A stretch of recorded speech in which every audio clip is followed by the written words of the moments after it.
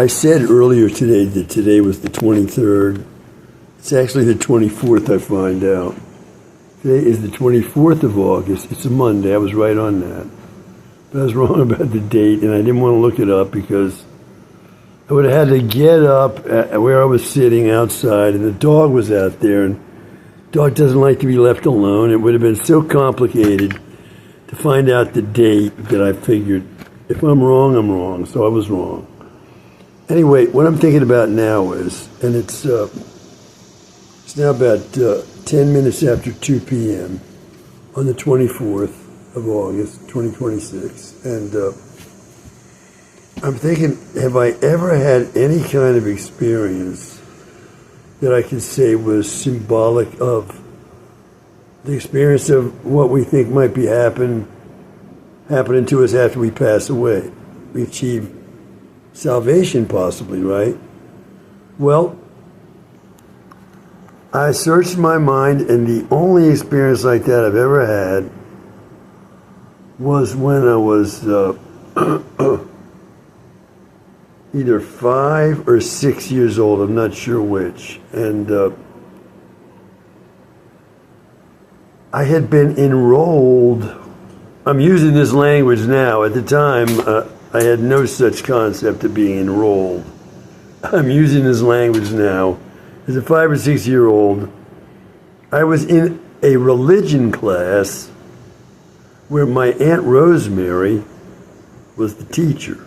And the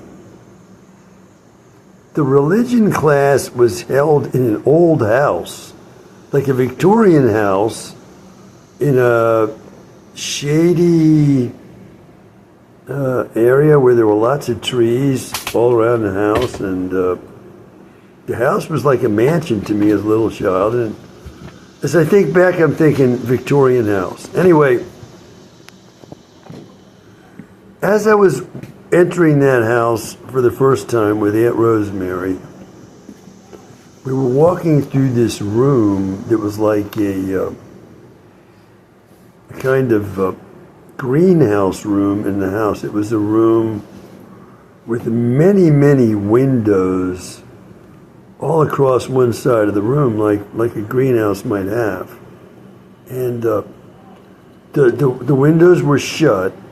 It was fall, and it was early morning, probably 8 o'clock or 9 o'clock in the morning, and possibly in September, and the year would have been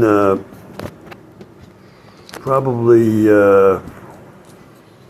1958 or 1959. And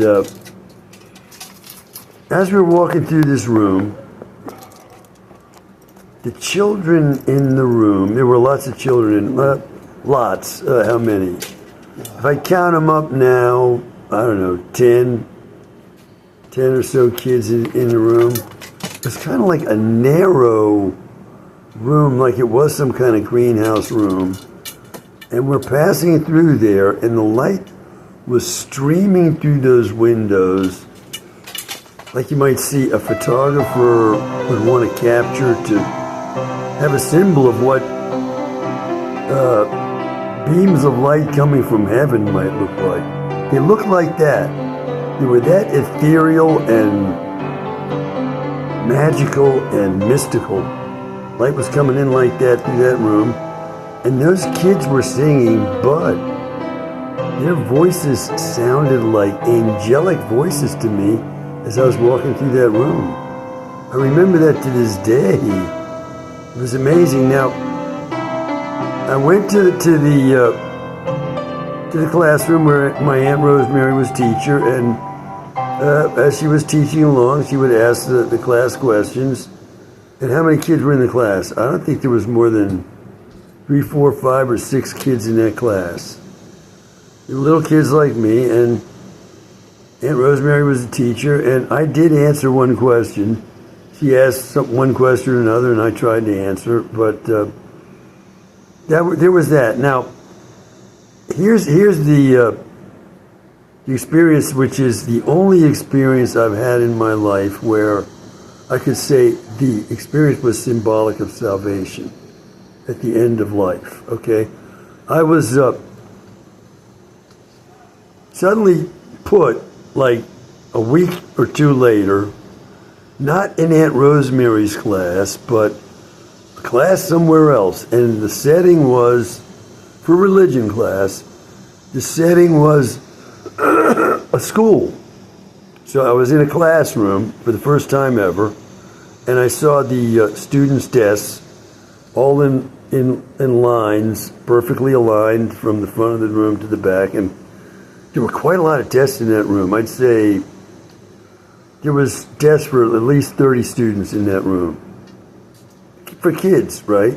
And I noticed how the chairs were like, these chairs which have like a desk area attached to the chair, which was the kind of desk they had for students in those days. And I took a seat, and I was sitting behind someone, and I didn't know anybody in that class, and I wasn't meeting anybody, and no one was talking to me, and I wasn't talking to anybody, and we were in our chairs, and we were waiting for the class to begin, and I was thinking, man, is this strict? And man, do I not want to be here? I was thinking, oh, this is awful. This is so strict and disciplinary, and I don't know if I'm going to be able to see the teacher. There's somebody sitting right in front of me, and it's somebody like blocking my view of where the teacher might be. The teacher's desk was positioned like straight ahead of the column, I guess you'd call it. I was in column of chairs, and well, the teacher came into the room. It was all quiet in there, and I was thinking, this is so disciplinary and strict and regimented. I was thinking, I don't know if I'm going to make it through this class. I was thinking, the feeling was like I might faint or something. And I was only 5 or 6 years old, so I had this feeling. I don't think I knew the word faint, that I might faint, but that's how I felt. I felt like I might faint from the stress of being in this really distasteful place, and I didn't know where the place was, or I didn't really know what I was doing there. I guess I figured this was now religion. It was going to be religion class for me, okay? So the teacher arrived and started to call the roll. And as I was sitting there thinking, I don't know if I'm going to make it through this. I'm only 5 or 6 years old. I wasn't going to get up and run out of the room or anything. I was just feeling like maybe I'm going to faint or something, you know? And so suddenly the teacher notices something at the doorway to the class. So she gets up, or I think it was a woman. She walks over to the door, and she's talking to somebody at the door, and I don't think I could see who was there, who she was talking to. And then the teacher calls across the room. She says, AJ Mealy, or whatever she said. I don't know if she said AJ or Albert. I said, are you here, AJ? And I said, yes, sir, come over here. Your Aunt Rosemary here is here to get you. And I went over to the door, and Aunt Rosemary was there, and she took me out of there, and I never went back. And I don't know what happened there, but here's where she took me. She took me to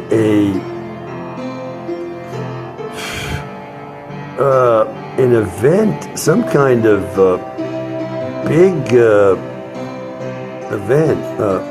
What it was, I don't know, but it was like some kind of celebration for an entire park, so that there were all kinds of festivities going on, and there was even a television program going to be aired from the park. The program was called the Ranger Hal Show, and Ranger Hal was a presenter on TV in the Washington, D.C. area, and I I don't remember exactly. He probably had cartoons as part of his show and so on. And Smokey the Bear, who is a like a mythological American symbol for how to keep the country safe from forest fires. He was a bear who advised everybody to keep safe about the way they handled fire so that there wouldn't be forest fires. Okay? And, I was, as part of that day and all the things happening, I was there on that show, seated. He had like hay bales in like a haystack for seating for kids on his show, and I was seated there among on the hay bales and watched the show while being concluded in the background. And also that day, I saw that my Uncle Fred, that's Aunt Rosemary's husband and my mother's brother, he took me into this little like cabin, and he changed into a Smokey the Bear costume, which was quite elaborate. He was Smokey the Bear at this festival, whatever it was, and he had like a big bear's head that like screwed like an astronaut's helmet onto an astronaut's spacesuit, because he had like a bear outfit that he put on, and he screwed this big bear head over his head to complete the costume. Uncle Fred, he was Smokey the Bear. So I was in that room while he changed into his costume, and quite fun. And so there's my the only symbol in my life for what I've been taught salvation might be like. You're taken out of this world to what you might call a higher, better world, where it's wonderful compared to where you were. And, I was in this classroom where I felt like I was going to faint. I didn't know why I was there. I didn't like being there. I didn't even know why I was there, like I say. And suddenly, I'm taken out of there, and I never went back.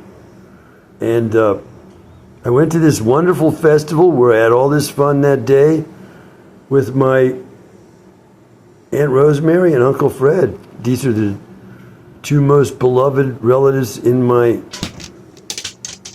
family. So I did have that one experience, and that is my only experience with what you might call salvation. What salvation might be like is a kind of foreshadowing, if you will, of salvation. And I'm just thinking about that now, that's all. Bye for now.